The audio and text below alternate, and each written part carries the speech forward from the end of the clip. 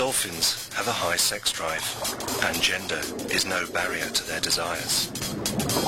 Dolphin flippers appear to make perfectly good sexual stimulators, if they find the right spot. And male river dolphins, or butus, have been known to insert their penis into the blowhole on the top of a friend's head. It's all sex, and it all looks like fun. After all, who's to say sex needs to be about reproduction at all? Because even though sexual behavior is fundamental to birth, it's not always necessary. Send in the clones. But you'll need a microscope, not a telescope, to see them.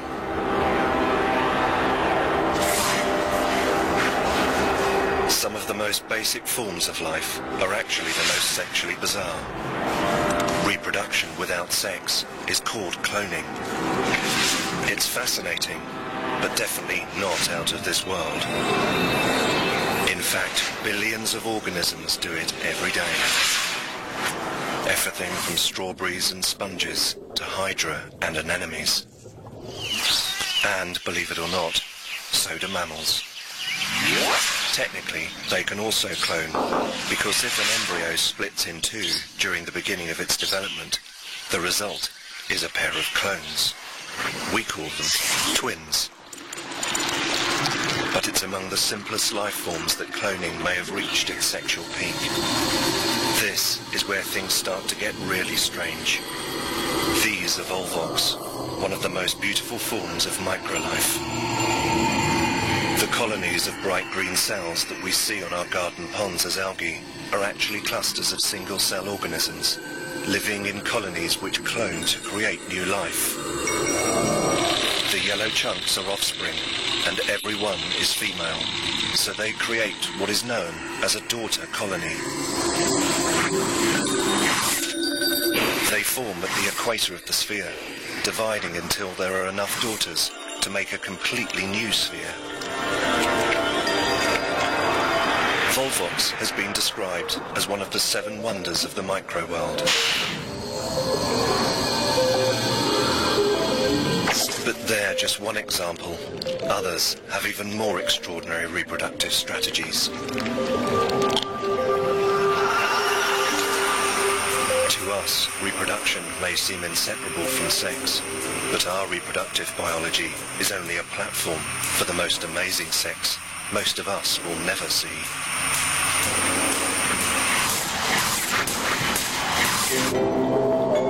Bacteria are everywhere, and bacterial reproduction is rampant. The cells divide themselves into 2 genetically identical individuals, a new life. This kind of population growth is exponential, growth without limitation.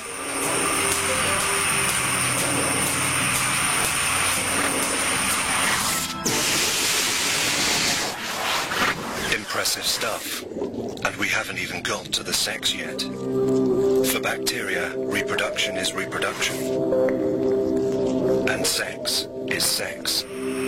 They do both, just not at the same time.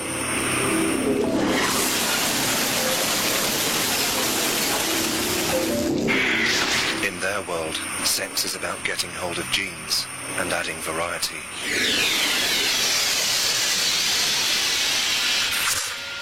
They do it by collecting genetic matter from all kinds of places. Some is loose DNA scattered in the environment or gathered from passing viruses. But there's a shocking twist to their sex lives. Bacteria also indulge in bestiality. When they take genetic matter from bacteria belonging to another group, they're actually having sex with another species. But while sex is not confined to reproduction, and reproduction doesn't always require sex, there are still more shocking revelations to come. Try this one. Males are unnecessary. Believe it or not, some species can do without him, but not without her. It's a brutal fact, but sexually speaking, males are superfluous. You only have to look at how many species keep male numbers to a minimum. Just enough to keep the sperm coming.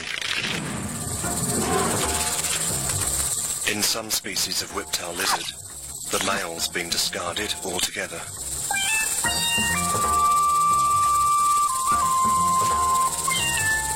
Avoiding sexual reproduction has many advantages, so it should be no surprise to learn that some animals can create replicas of themselves by cloning, thereby removing the risk and energy expenditure of sexual reproduction. These all-female lizards appear to be reproductively self-sufficient, continuing the family line without males or copulation.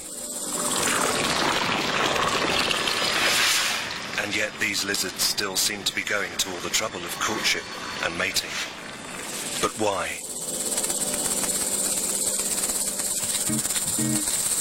Whiptails still need to reenact sex in order to release vital hormones, so they just go through the motions.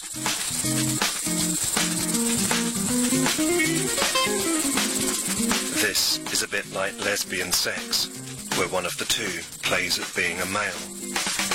Those females not yet ready to reproduce take on the role of she-males.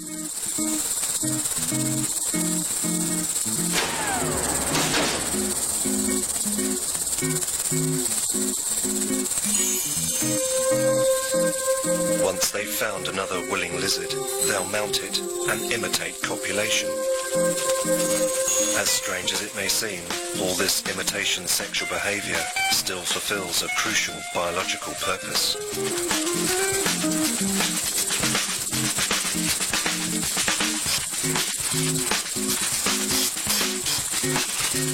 So while there may no longer be any role for male whiptail lizards in this species, there still appear to be certain regular sexual behaviors hardwired into the hormonal systems of female whiptails.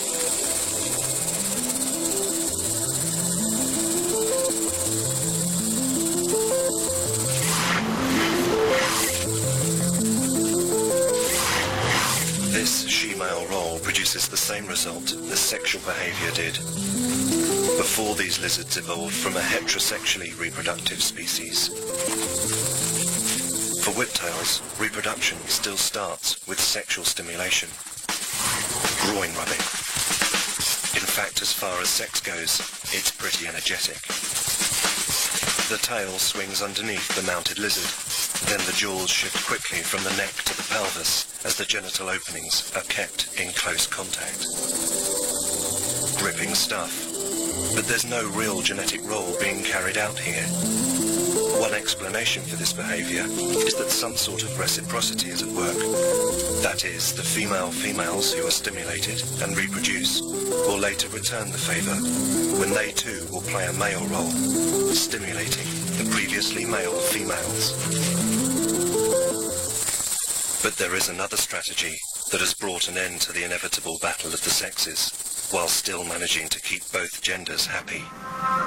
This strategy is used by creatures that enjoy the best of both worlds.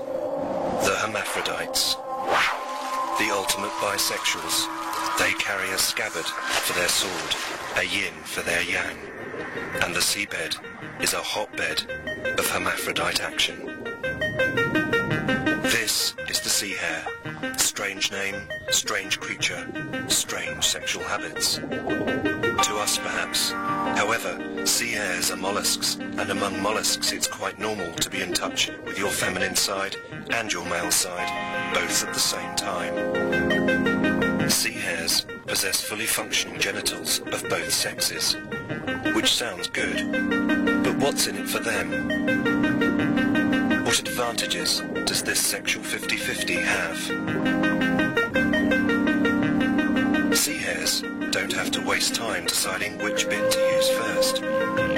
Because sea hare sex etiquette dictates that when two sea hares meet, one of them has to behave like a male.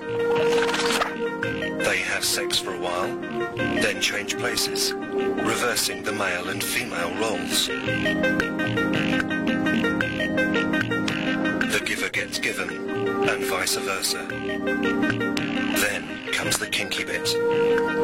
This kind of behaviour doesn't go unnoticed by other sea hares. Before you know it, they've joined in too.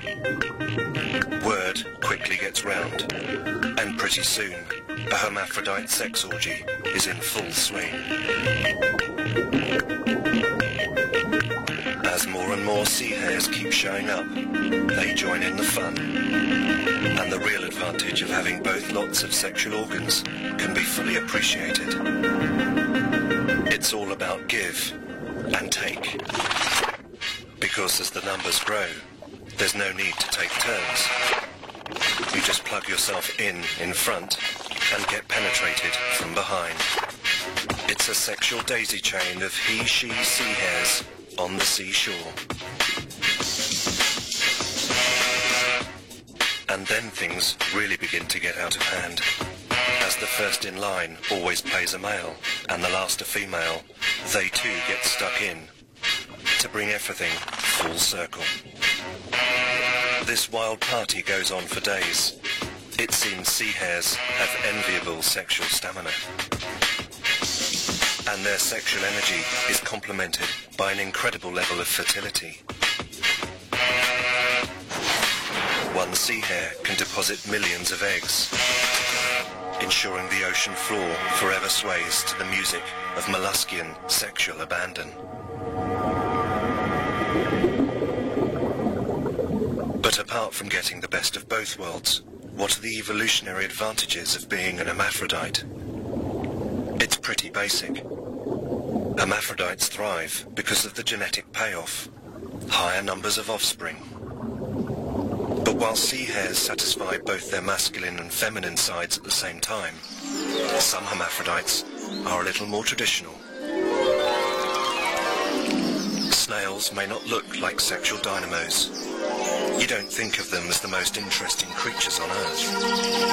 But their sex life takes some beating. We'll reveal what appears to be a masochistic side to this mollusk.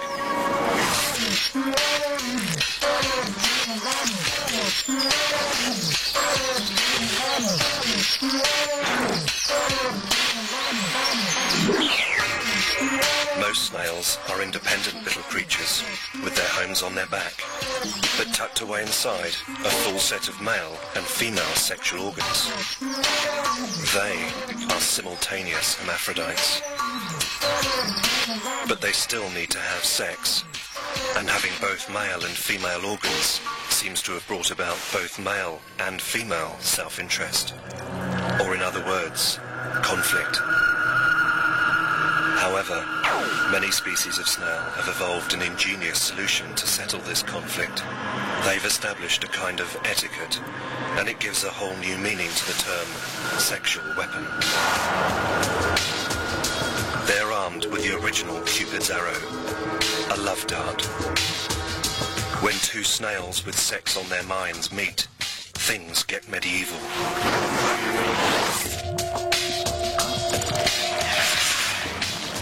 Most snails have both sperm and eggs, but sperm are far cheaper to produce than eggs.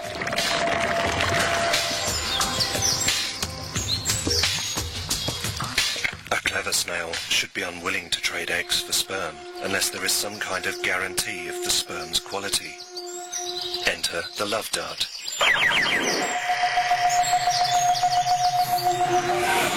Love darts are hard, sharp, and up to a centimetre in length. Big if you're a snail.